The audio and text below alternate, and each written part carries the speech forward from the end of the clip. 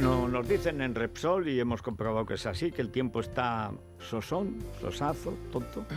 Dicen que entra un frente atlántico, pero es un frentillo, no llega ni a frente, o sea, es, en fin, un céfiro blando, suspirillo, aéreo, no gran cosa. A lo mejor llueve algo en Galicia, en Asturias, pero no gran cosa. Las temperaturas siguen prácticamente igual.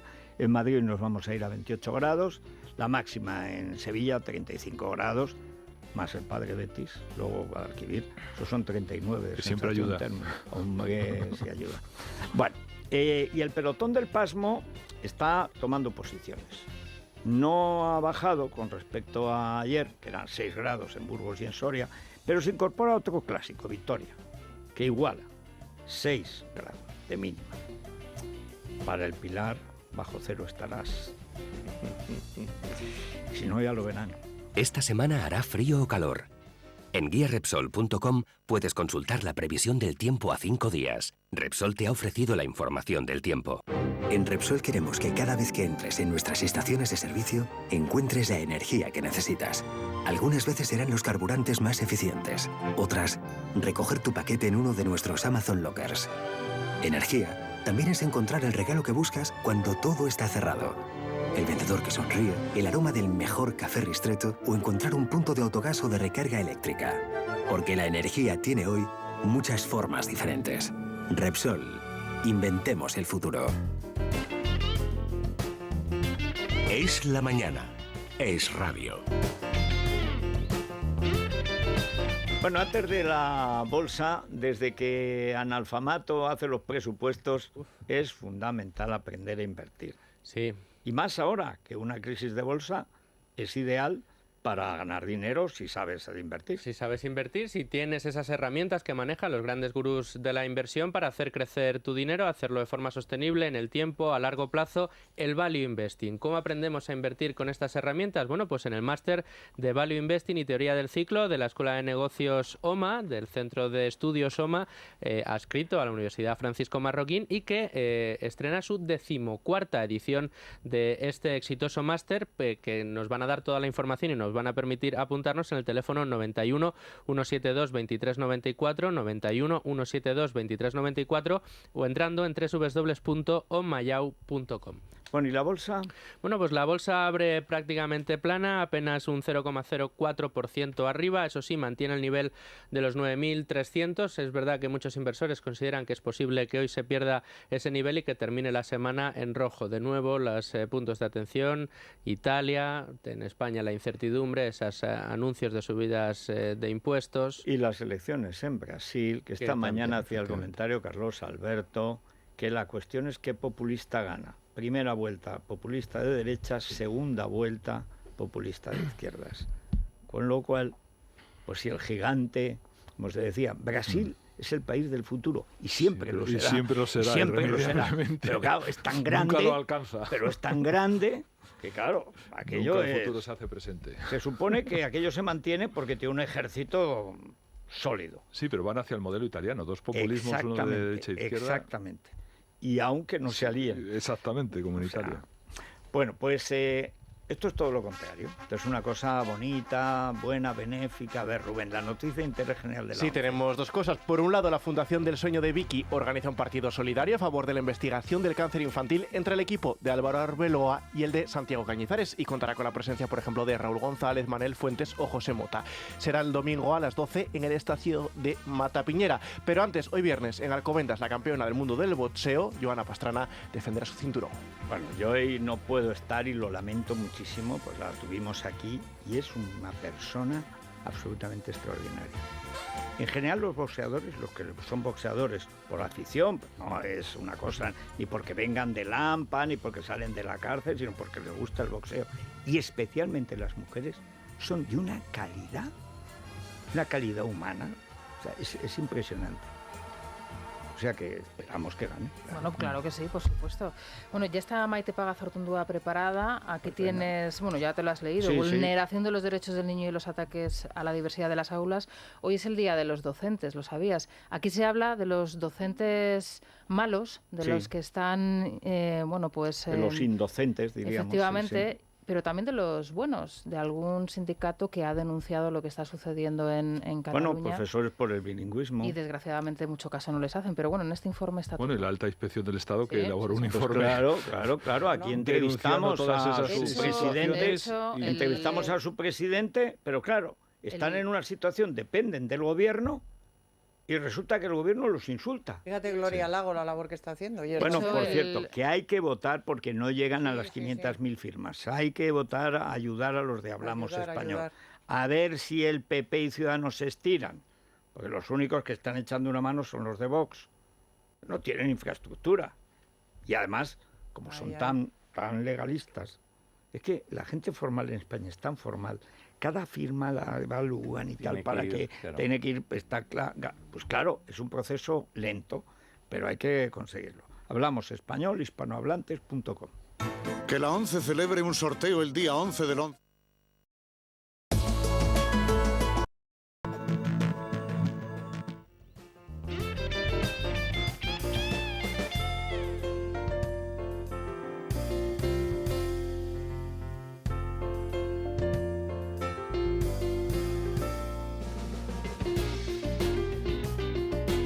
Bueno, Maite Pagaza la hemos tenido muchas veces aquí y espero que la tengamos muchas veces más. Bienvenida. Muchas gracias. Bueno, yo decía antes que Beatriz Becerra, que estuvo aquí el otro día, y Maite Pagaza son la prueba de que el Parlamento Europeo sirve para algo, porque hay gente que puede trabajar. Que la mayoría no trabaje no quiere decir que no se pueda trabajar, igual que pasa en el Parlamento Español. Que la mayoría sean culiparlantes no quiere decir que no se pueda hablar. Pero el informe que ha hecho Maite Pagaza, que es, no digo yo de sobremojado, es que viene justo después, hace apenas 20 días, del informe de la Alta Inspección del Estado, que había sido ocultado por el gobierno anterior y fue despreciado e insultado por el gobierno actual, por la dueña de Meona Echea, que además insultó a los inspectores, que no tenía rigor, que no valía nada, que tal y cual. Bueno, pues como es medio paisana, a ver si al informe de Maite Pagaza le hace más caso el gobierno, porque la colección de abusos que se está produciendo en las aulas en Cataluña no tiene parangón en Europa occidental ni oriental. O sea, el nivel a que se ha llegado es... Bueno, es que es delirante, es norcoreano. Sí, de hecho, nosotros hace unos meses en la oficina lo que hicimos es una recopilación de todo lo que estaba disponible, que nos parecía que era absolutamente excepcional y horrible, y lo enviamos al defensor a la Oficina de Derechos Fundamentales en Viena. A los meses nos mandaron una carta muy educada diciendo que, bueno, que ellos, por mandato, lo que controlaban es los abusos o las irregularidades que los estados cometían con las minorías, etcétera. Entonces, bueno, pues que si había un abuso de gitanos en España, eso sí que lo miraban. Sí. Pero que este tema de españoles en España no. No, esto que no era asunto de ellos. Entonces nosotros les enviamos una carta también muy amable diciendo que las entidades subestatales, cuando tienen grandes poderes, como es el caso, pueden hacer lo mismo, o sea, el mismo tipo de vulneración que los estados, y que a ver si no les importaba hacer un paralelismo. Nos dijeron que no tenían mandato. Así que dijimos, bueno, pues si no puede ser en el FRA, pues tendremos que arreglarlo en España. Entonces lo que hicimos fue simplemente recoger todo lo que hasta el momento de cerrar el informe había y intentar expresar que un Estado no puede soportar que los derechos del niño, los derechos que la UNESCO indica como fundamentales de un niño, que pongamos el niño en el centro y digamos, no, mire, ustedes pueden tener la tolerancia hacia el nacionalismo que ustedes les dé la gana, pero es que aquí hay una causa que es irrebatible, que es el niño. Entonces, ustedes tienen que hacer algo. Y lo que hemos intentado es precisamente eso, lo hemos enviado al Defensor del Pueblo y hemos intentado, con el máximo rigor posible, indicar qué artículos están vulnerándose de los derechos del niño, de la Constitución Española, el Tribunal Supremo, las sentencias, los elementos normativos que se han indicado para decir, no, es que usted no puede mirar para otro lado. No se trata de que nos escandalicemos cada mañana porque sale algo, por ejemplo, un escrache ayer contra familias de guardias civiles. Es que cuando uno mira todo eso y ve que sistemáticamente ni la administración es independiente, ni hay neutralidad ideológica en la escuela y que esto va contra los derechos más fundamentales del niño, que es el más vulnerable, y que todas las cartas de derechos fundamentales hablan de esto, pues España no puede mirar para otro lado. Y como no va a ser el FRA, pues tendremos que decirle al gobierno que no puede tolerarlo.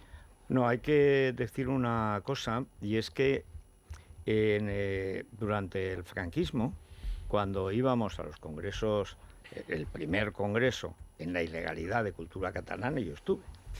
Y entonces, por supuesto, todos estos zurupetos nadie estaba. O sea, no estaba el conde de Godó, ni nadie de la vanguardia. Estábamos los totos, siempre de fuera de Cataluña, como el día del golpe de Estado, que ahí solo se hablaba español. O sea, los demás, los catalanes de pura cepa, están todos en Perpiñán. Y no nos dejaron ni entrar en el Parlamento de Cataluña, Heribert Barrera, el nazi, que era otro catanazi, porque eso era un suceso de un país extranjero. Pero él estaba cobrando de ese país extranjero. Bueno, no se les caía de la boca a Pujol y a todos los señoritos del PSC el informe de la UNESCO de 1964 que dice que todo niño debe ser escolarizado en su lengua materna. Y en el caso de familias bilingües, en la que se use habitualmente, pero luego jamás privándole de su lengua materna. Eso es exactamente lo que se ha impuesto en Cataluña, pero con una cosa, no es solo inmersión lingüística, es adoctrinamiento, es lavado de cerebro. Cuando se dice inmersión es lo que llama Boadella la doma. La doma que parte por renunciar a tu lengua materna, la que usas habitualmente, y luego por aceptar lo que te digan.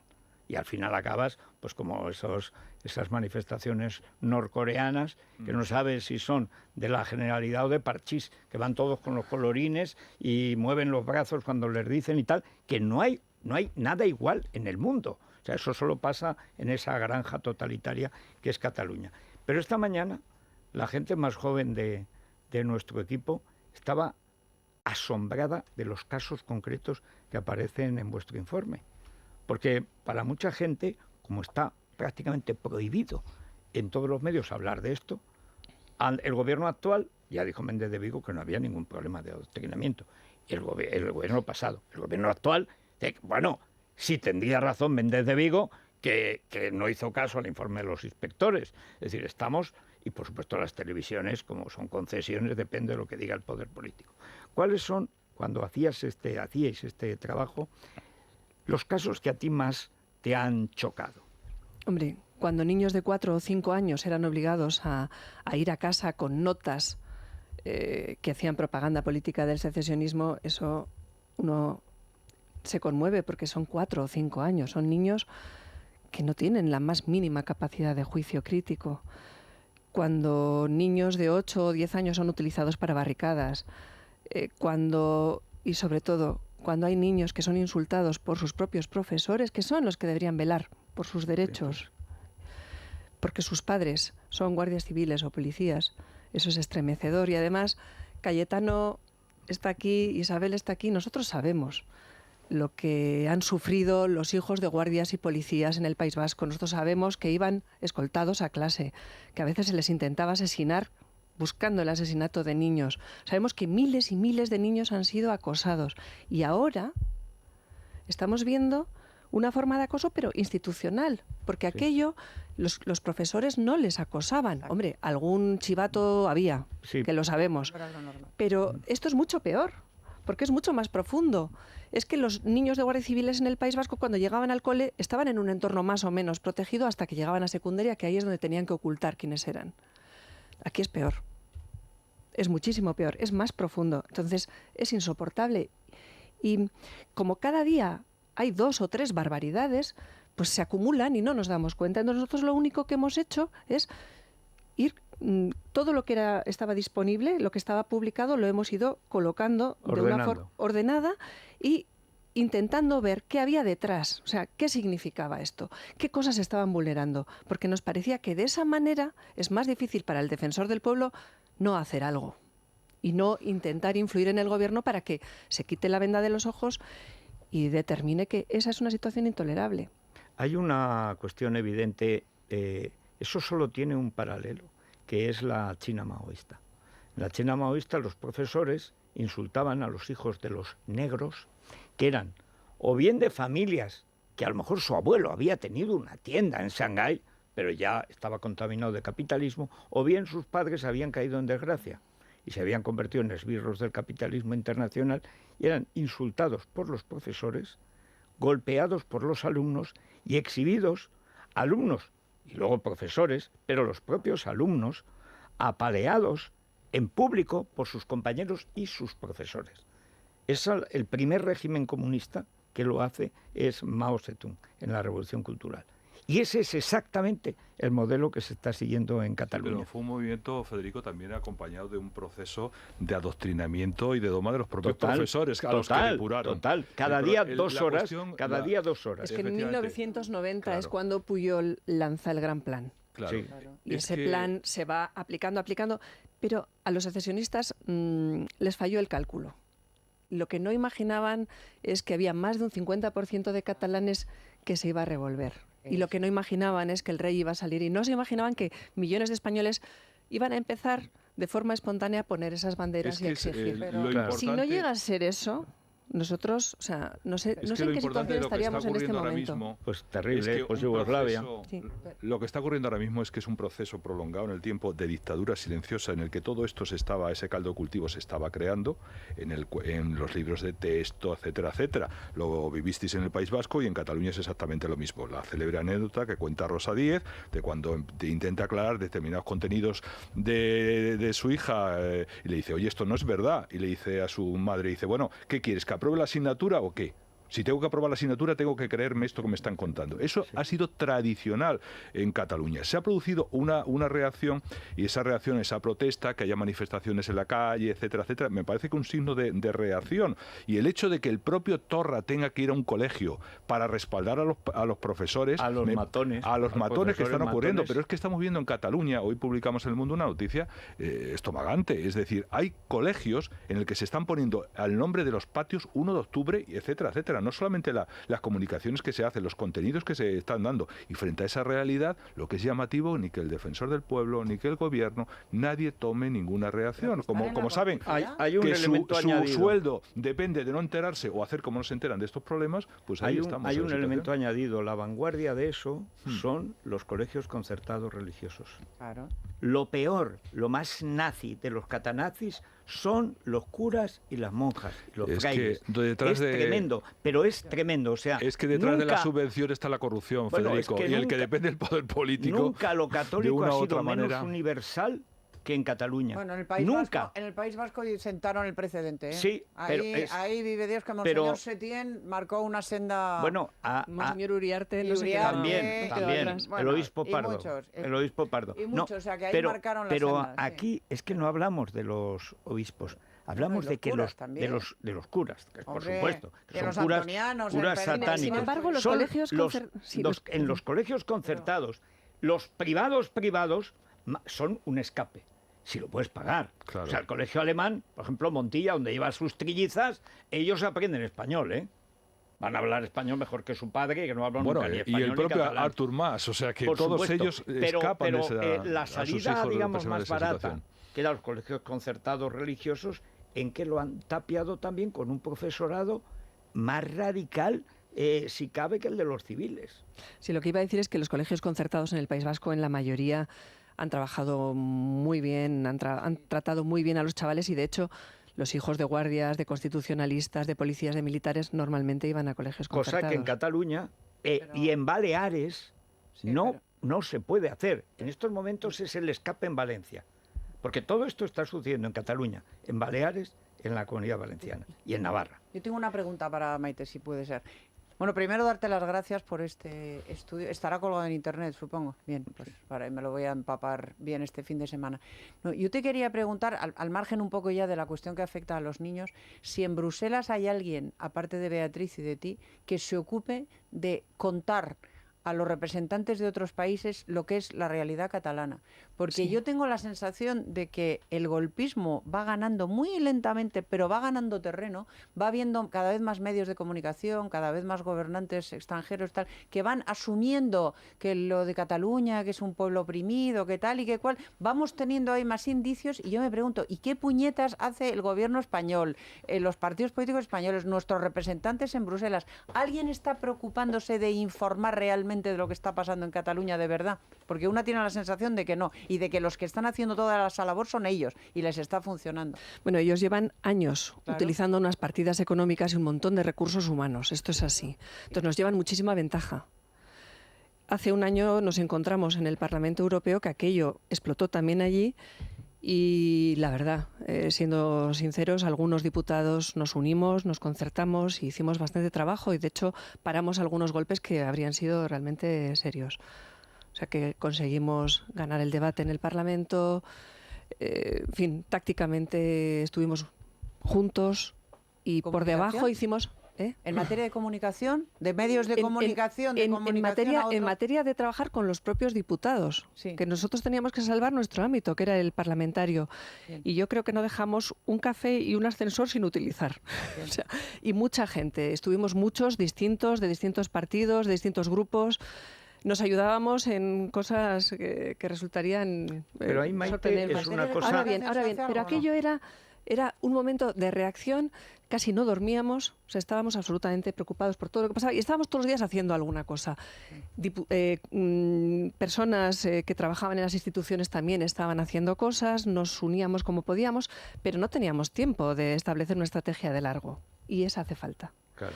Entonces, hacemos lo que podemos, yo creo que todos hacemos cosas, pero la manera sistemática de trabajar, esa es la que hace falta durante años. ¿No hay una estrategia de gobierno, de comunicación política y de comunicación mediática? Esa es mi pregunta. ¿O sí? Porque una tiene la sensación de que no, de que ellos, los separatistas, la tienen y desde hace tiempo y el gobierno de España no la tiene ni con este, ni con Mariano, ni con nadie. Yo no sé el ministerio qué pensará. A lo mejor ellos piensan que sí la tienen, pero cuando uno ve las RPTs de los ministerios y ve cómo se funciona en el siglo XXI, uno dice, esto es como ir con lanzas a intentar parar cañones.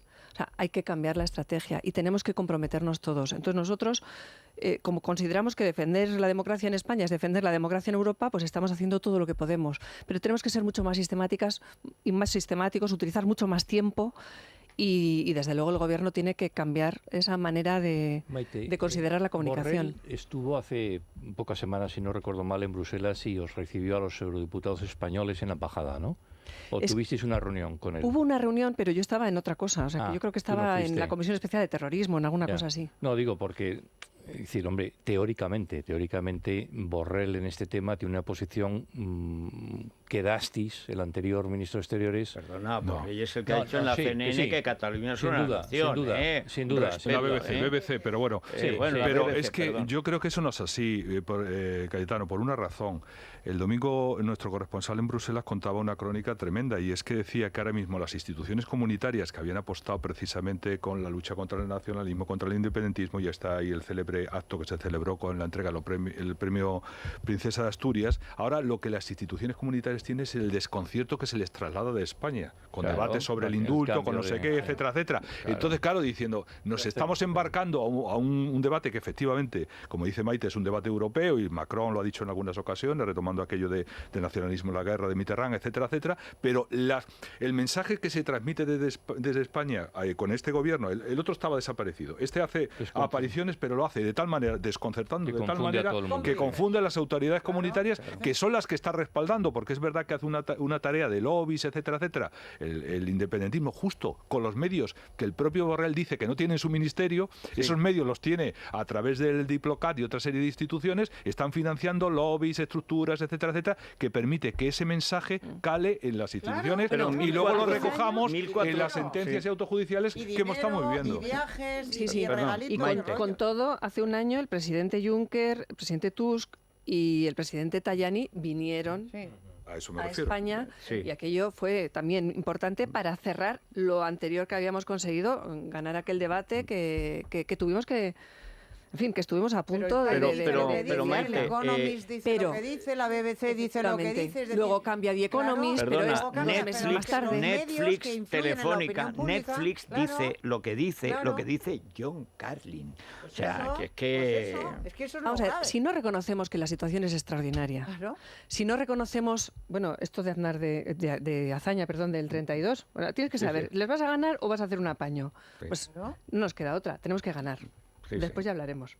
Es que el orden de factores sí que es importante. Claro. Entonces, si tú quieres ganar a una situación de dogmatismo y de pensamiento único que quiere romper tu país, pues tienes que ponerlo todo, toda la carne en el asador. Claro, si quieres hacer apaños, pues todas tus... en fin, todo tu plan estratégico diplomático es muy ambivalente. Claro, Bueno, es que lo que hay que saber es si aceptas- quiere un apaño o no. Y yo creo que nos ha quedado claro. Es que si no llega a ser porque habían calculado mal, ahora mismo estaríamos en una situación Bueno, terrible. habían calculado no tan mal, porque nadie pensó que ni el rey ni el pueblo se iban a portar así. Bueno, habían calculado mal. Habían calculado mal, pero porque claro, estaba secreto. esos dos elementos de cálculo son imprevisibles. Y el rey y el pueblo, si no llega a ser por el rey, a lo mejor Por tampoco. supuesto, O sea, pero, hombre, menos mal que allí mira, salió el rey el 3 de octubre el mundo a ha hacer estado lo que hizo, publicando decir lo que dijo. estos últimos Menos 3 mal. días informes de lo que todos sabíamos, que es que Rajoy no quería de No ninguna quería. manera, porque él quedaba en evidencia. Claro. Ni él hacía ni le gustaba que hicieran. Y yo recuerdo la misma noche del 1 de octubre que hicimos un programa especial aquí, que cuando sale Mariano, digo, yo sabía que el rey quería salir. Porque temía que iba a pasar exactamente lo que pasó. Y tenía la misma información que Mariano, pero no se cegaba como Mariano, que le complacía tal. Digo, este tío lo que ha hecho es impedir que esta noche salga el rey. Sí.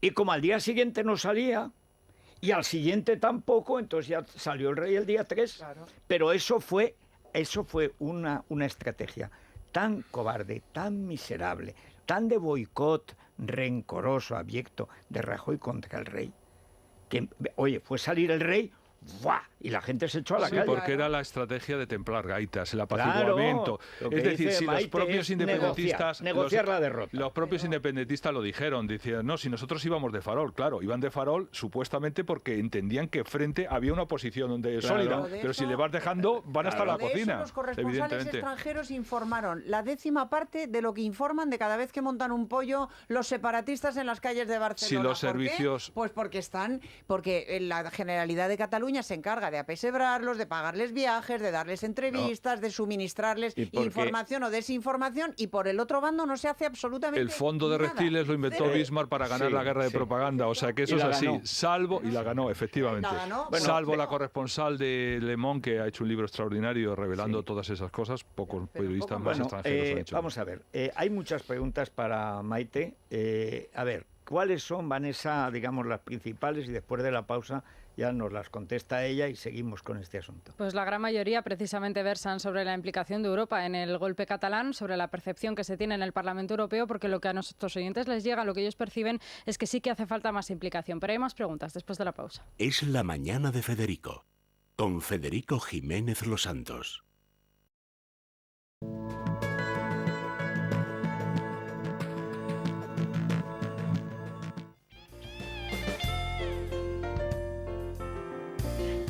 Bueno, vamos con los oyentes, Vanessa. Sí, porque también hay muchas preguntas sobre adoctrinamiento y mucha curiosidad por saber si comparte la propuesta de Casado de ilegalizar partidos independentistas. Señora Pagaza, ¿qué opina la mayoría del Parlamento Europeo sobre el golpe de Estado que ha realizado el Procés? Maite, ¿quién debería ocuparse de la limpieza de los funcionarios de educación, al igual que los de policía, el día que sean intervenidos? ¿No cree que los CDR son una copia pura y simple de la Kale Borroka vasca? ¿Qué opinión tiene Maite de que concurran elecciones autonómicas y generales, partido político de corte terrorista y o separatista? A ver, vamos por partes. Dijo ya que el destripador. Bien. Oye, nunca lo pillaron. No.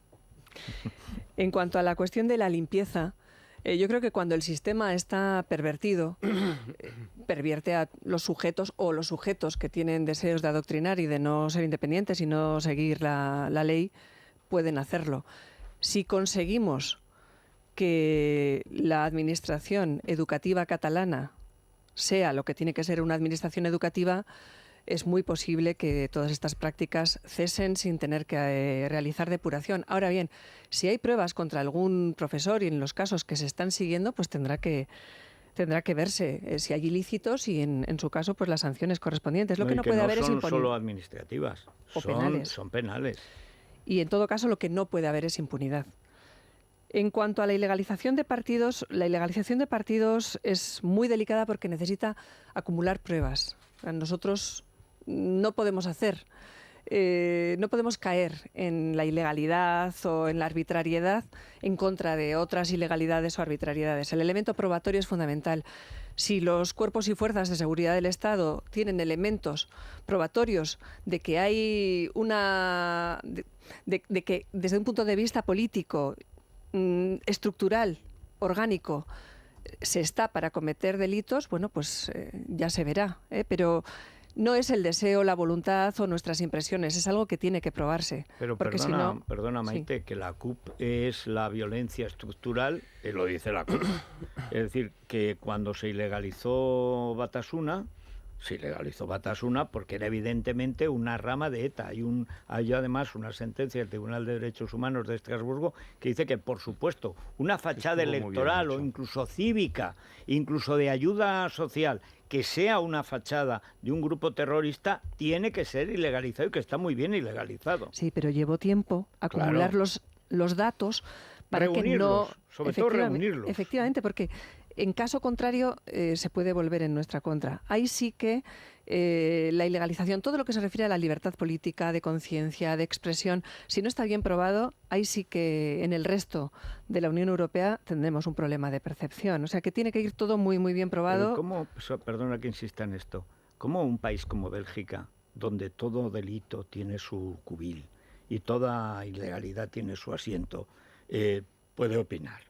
Es decir, el problema de ¿qué está pasando en Europa? En Europa hay un problema de deslegitimación de media Europa por la otra media Europa.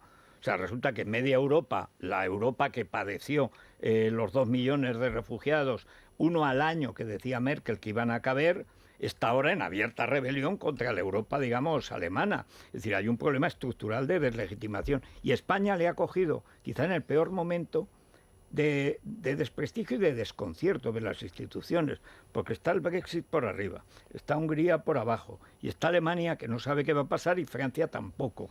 Italia ni siquiera sabemos si está o existe, porque es un caos total. Y España le pilla en un momento en el que nos insulta Bélgica, nos insulta Alemania. Y aquí yo recuerdo todavía cuando el Tribunal de Schleswig-Holstein insulta al Supremo y sale Mariano Rajoy en Argentina y dice que Alemania es una democracia de primera, como si España lo fuera de segunda. O de tercera. Digo, pero vamos a ver, o sea, ¿pero qué es eso de admitir, primero, que Bélgica juzgue a España, que un tribunalucho de Schleswig-Holstein juzgue al Supremo español? Aquí hay un problema de jerarquía, es que no nos hacemos respetar. Bueno, lo de Bélgica es especial y es como para contarlo. Lo primero que hay que entender es que la NVA, que son los amigos de Puigdemont y todos los golpistas, que son flamencos, están en el gobierno de Bélgica. Es una coalición de partidos con partidos francófonos liberales. Y además yo creo que están en el grupo liberal, los parlamentarios que se refieren a esta coalición.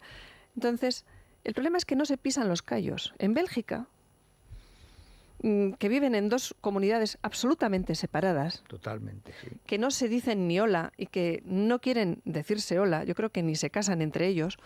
Esto es una apreciación que no tiene fundamento. Hay una canción de Brel de hace 40 años, Le Flamand, que ya lo ves venir. O sea, si ya se odiaban hace 40 años, y estaba Balduino. Pero sin embargo, siendo así, están gobernando juntos, no se pisan los callos y como que cada uno permite que en el lado del otro el otro haga lo que le dé la gana. Y como los flamencos y esos jueces pueden estar absolutamente contaminados, de hecho lo están, por todo tipo de prejuicios que les han contado durante 20 años, pues no dan la extradición de una etarra que es una asesina múltiple o hacen estas cosas. Y además con los mismos abogados, pagados a doblón, porque los abogados belgas son caros, pero caros de verdad. Y estos deben ser de los más caros. Entonces, no se pisan los callos. Entonces, cuando hacen alguna barrabasada en el Parlamento flamenco o un juez flamenco, dice el gobierno belga, no, pero la política exterior la marca el gobierno belga. Que es como decir, nos da lo mismo. Sí. O sea, bueno, el caso belga es así. Que ellos lo hagan bien, pero que España lo acepte mal. Acepte y que no diga nada y que no haya una protesta y que las instituciones europeas estén instaladas allí y den por bueno eso y acepten eso, yo creo que a lo mejor había que empezar a plantearse irse a otro sitio, ¿no? Bien, vamos a ver. En el Parlamento el jueves, en la campaña de las camisetas amarillas, solo 30 o 32 diputados, incluyendo los secesionistas españoles, Izaskun Bilbao, Tremosa, en fin, no había más. Estaban 2 del NVA, unos cuantos de los verdes y de los GUEs, uno de nuestro grupo, un esloveno, que en fin, no sé, y no había más. O sea que de parlamentarios una marea no tienen. Que lo peor, hace un año la cosa fue complicada y en nuestros grupos tuvimos que pelear muchos. Sí, pero tienen los canales de propaganda que multiplican esos Luego, partidos y hacen el célebre efecto Queipo de Llano. Queipo de Llano tomó Sevilla con muy pocos militares a base de cambiarles de uniforme y dar vueltas con un camión. No, o sea, que no estoy minimizando, ese tema es así. O sea, no estoy minimizando, digo que todavía tenemos muchas posibilidades de pelea y de mejora, porque no tienen a los 751 diputados, no tienen al presidente del Parlamento, Juncker está en su sitio, Timmermans está en su sitio, o sea, esa parte está seria, está bien, pero tenemos que trabajar por debajo muchísimo. Pero ellos no son los que crean opinión pública. No. Ellos no son los que influyen luego en los jueces. Ellos no son los que crean opinión pública, los que influyen en los jueces, los que determinan quién gana las elecciones, son los medios de comunicación. Y ahí es donde España no está haciendo absolutamente nada. Bueno, yo hago una evaluación de daños para que sepamos dónde están las líneas. Estoy absolutamente de acuerdo. De hecho, nosotros no paramos de trabajar, ya estamos pensando otra cosa. Le preguntaban a Maite también si es importante sobre los CDR y la equiparación con el terrorismo. Vamos a ver. El elemento de subvertir las instituciones, la legalidad y el Estado es igual.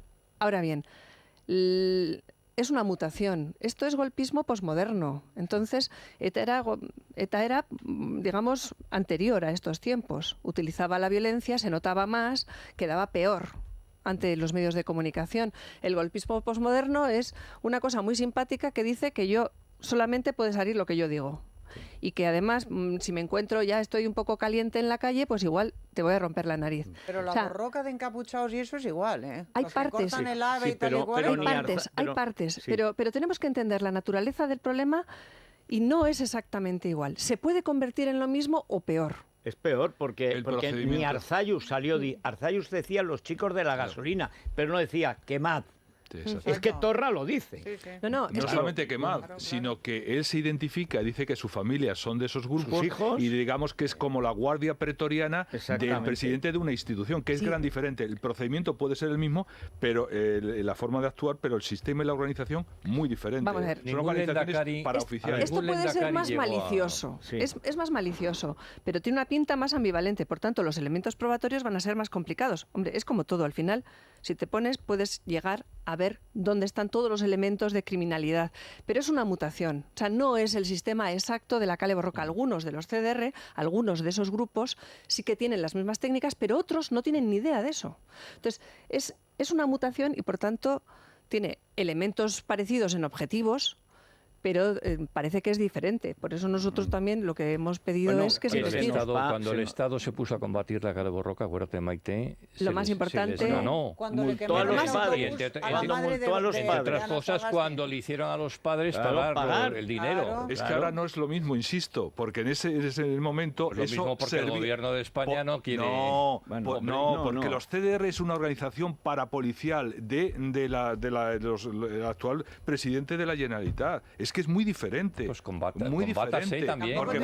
Tampoco te creas tú que el PNV estaba muy lejos. Pero uno decide pero no salía a un coche diciendo venga, nadie lo justificaba. Pero decían son los chicos de la gasolina, a veces son un poco radicales, bien, pero no se ponía al frente de la manifestación y hacía que quitaba a los mozos de que estaban custodiando el Parlamento catalán. Te regalaré un libro que escribimos, El árbol y las nueces, para que veas lo que hacía la Ertzaina entonces. No discutamos porque además no tenemos tiempo para discutir más. Bueno, la preocupación que yo tengo, Maite, como eres de lo más valioso que tenemos en el Parlamento Europeo, es mayo. ¿Qué va a ser de tu futuro político? En mayo. Bueno, yo tengo... Quiero decir, aquí ya sabes que tienes un sitio en la tertulia, pero yo prefiero que nos estés representando en Europa o en España. O sea, ¿tienes alguna oferta o como pasa con UPyD, que fue un gran partido, lamentablemente caído en baldío, en fin, por esas cosas que pasan, que no vamos ahora a entrar en ello? ¿Qué va a pasar con la gente tan valiosa que hay de UPyD, por ejemplo, en las instituciones europeas? Bueno, desde un punto de vista personal, yo tengo un contrato, digamos, que me parece que tengo que guardar muy lealmente porque a mí me votaron en las listas de UPyD. Sí. Entonces, ¿Y yo ahora? tengo que pelear por esas personas que pusieron su confianza en mí, porque otra cosa sería absolutamente desleal. Por otra parte, hay concejales, hay algunos alcaldes incluso, que son gente estupenda. Es un partido pequeño, muy pequeño, pero con alguna gente pues muy honorable, porque trabajan con mucha seriedad. Yo creo que esa es la marca de la casa. ¿Qué va a pasar después? Sinceramente no lo sé. O sea, que te vas a presentar por UPyD. Yo a mi marido le prometí que volvía a casa, pero no sé. Realmente los hombres no pintamos nada, ya estamos en decadencia absoluta. Pero ¿y no sería razonable, vista la experiencia, de que por huir de una fusión que hubiera sido en realidad el dominio, porque la gran estructura la tenía UPyD, aquello se vino abajo y hubo un partido que durante 7 años se ha ido construyendo, que tenía una estructura nacional de verdad, que siendo Rosa Díez ella sola fue la oposición a Mariano Rajoy a pesar de los sofiones y de todo, y la única que representó un punto de vista nacional en todos los aspectos, tanto en la lucha contra la corrupción como por ejemplo la cuestión lingüística, que a lo mejor, hombre, asociarse a otro grupo para conservar una alcaldía o un puesto de eurodiputado y tal, hombre, tampoco es desdoro, creo yo, sobre todo porque el no querer unirse acabó en lo que acabó. Vamos a ver, estamos en una situación muy excepcional y yo no sé lo que va a pasar y qué cosas pueden tener o no sentido político. Bueno, iremos viendo, o sea, pero yo lo único que puedo decir es que igual que los periodistas cuando tienen un contrato tienen que ser leales con ese contrato y no pueden andar por detrás con maniobrerismos, pues yo en principio estoy comprometida a ser parlamentaria de Unión, Progreso y Democracia. Y además, en una situación excepcional para España y para la Unión Europea, creo que tenemos que trabajar porque es la democracia y la libertad y la ley lo que está en juego. Sí.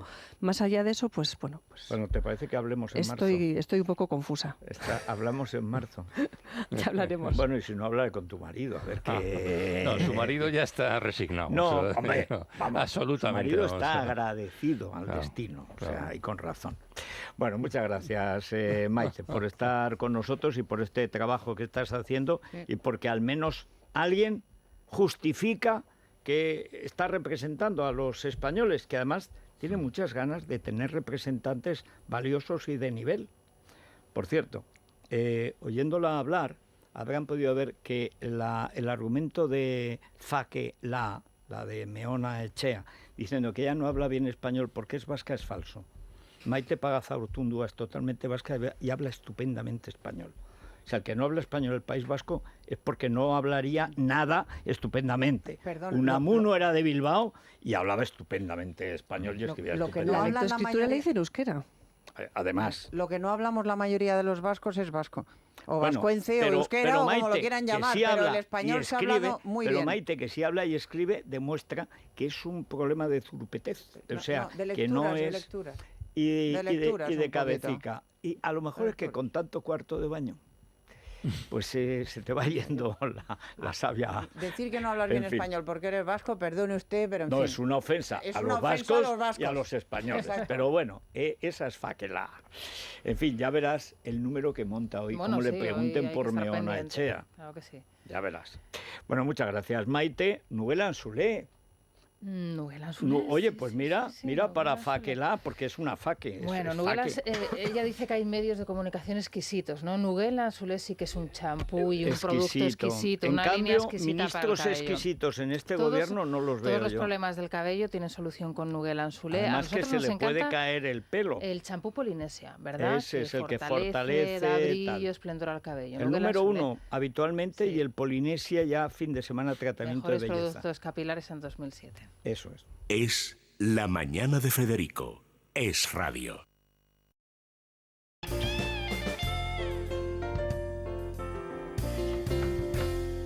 El Corte Inglés, Naya. Aquí estoy, Federico. Y además voy a hablar... Bueno, es que esto deberías contarlo tú. Productos de Aragón en Hipercor y supermercados del Corte Inglés. Los mejores. El de Hernasco de Aragón. Ahora que no nos oye nadie, los mejores. El melocotón de Calanda, la trenza de Almudévar. Malacatón. O sea, existe en el mundo la idea de que hay un fruto que es el melocotón. No, hay dos frutos. el melocotón y el malacatón de Calanda. Y la furgoneta. Además, pero cuidado, porque la raíz de por qué el malacatón es mucho más grande y más sabroso y más bueno, obedece a un hecho geográfico. El desierto de Calanda, donde está Calanda, está por debajo del nivel del mar. Es decir, es un microclima tan acusado que es casi condenado. De hecho, en verano, condenado clima. Claro, salen ahí unos malacatones extraordinarios. Bueno, y además, por ejemplo, también los vinos de Somontano, el Campo de Borja, Cariñena, Calatayud, Reino de Sabor. Hay que ir a supermercados, El Corte Inglés y a Hipercor a probarlos. Pues sí, señor. A ver, últimas novedades. Y muy rápidas, Federico, buenos días. La última hora pasa por la sede del gobierno catalán, el Palacio de la Generalidad, porque está previsto que se reúnan allí el presidente catalán Quim Torra y el vicepresidente Pere Aragonés. Van a ofrecer una rueda de prensa a las 11, después del desencuentro. Bueno, luego a la hora de lo importante se pone siempre de acuerdo. Por supuesto. Pero bueno, van a intentar ofrecer cierta sensación de unidad después de lo sucedido ayer en el Parlamento catalán, una cosa incomprensible que también, en fin, los independentistas saben lo que hacen. Bueno, otra noticia interesante de la mañana, Federico, es que hay una reunión que ha suspendido Pedro Sánchez. Tenía previsto viajar el próximo 11 de octubre a Bruselas. El 11 será el lunes, ¿no? Lunes, martes... No, jueves. Jueves. Soy yo, no, 12, el viernes es el pilar. El 11, bueno, pues iba a acudir a una universidad belga, donde cursó su máster de Economía de la Unión Europea, la Universidad Libre de Bruselas, y ha cancelado el acto.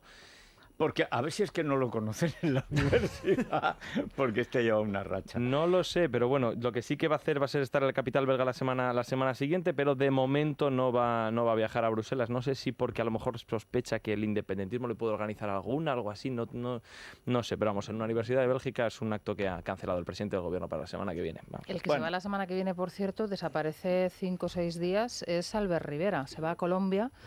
Y bueno, pero es muy importante porque para toda la cuestión de Venezuela, como contaba Beatriz Becerra el otro día, Colombia es el observatorio. Y ahora hay un presidente decente, Iván Duque. Sí. O sea que es importante. Bueno, a ver, Isabel González, hoy la otra crónica rosa. La otra crónica rosa me imagino además que tendrá mucho que decir sobre la boda de mañana, la gran boda del otoño de Nosotros los Alba, que como sabes... Sí, y además es que tiene Dani Carán de detalles sobre el vestido de novia, Federico, que es, como siempre, lo mejor guardado en todo tipo de ceremonias. Bueno, pues alguna pista nos va a poder aportar. Pero hay que hablar de Isabel Pantoja. ¿Te acuerdas de aquello de no hay ceros suficientes pues para pagarme? Ya los he encontrado. Creo que Bertín Osborne la va a llevar a su casa en su programa y le va a hacer el ajo blanco y el pollo a la Pantoja. Sería esa la condición. Esto es que la le ha pista puesto, de despegue para aterrizar en las campanadas. Efectivamente, ayer más se lió por todo el tema de la adopción, porque dijo Lidia Lozano, Sálvame, que ni Tito Agustín ni la abuela Ana habían querido adoptar a Chabelita. Y te imaginas, por lo que yo digo siempre, se armó la gozadera, todos allí discutiendo. Pero eso lo sabe todo el mundo. Bueno, pero es difícil reconocerlo. Y tenemos una expulsada ya, que es no es Omar. La casa, la única medida que ha tomado es abrir un número de teléfono al que te cobran cuando llamas para votar a Omar y echarle. Perdona, el otro día comentaba la propia crónica que publicaba El Mundo. Es una apología de la violación. O sea, que es que esa televisión es una concesión del Estado, como todas. O sea, es que han perdido un poco el control de... Y a él ni siquiera se lo han dicho, ¿eh? Él está nominado por algo grave que ha pasado en la casa, pero es que ni siquiera se imagina lo que es. En fin, la que está fuera es Aramis Fuster, que ayer, pues es verdad que tuvo una de cal y una de arena. Le van a confiscar su sueldo, Federico, porque tiene una deuda con la justicia por un impago de una casa, es decir, no va a haber ni un duro. Pero por otro lado le hicieron un regalo que la llenó de orgullo y satisfacción y es un ejemplar de un libro de Mario Conde que es Su amor platónico, firmado por el mismo autor. Oye, que está soltero, recuerdo. A mí me parece una agresión injustificada a su edad. Porque el último libro de Mario Conde, el del sistema... Todos tenemos perversiones. Eso es como te pegan un ladrillazo. Esto es peor que un ladrillazo, ¿eh? Tremendo. Bueno, pues a la otra crónica rosa. Es La mañana de Federico. Es radio.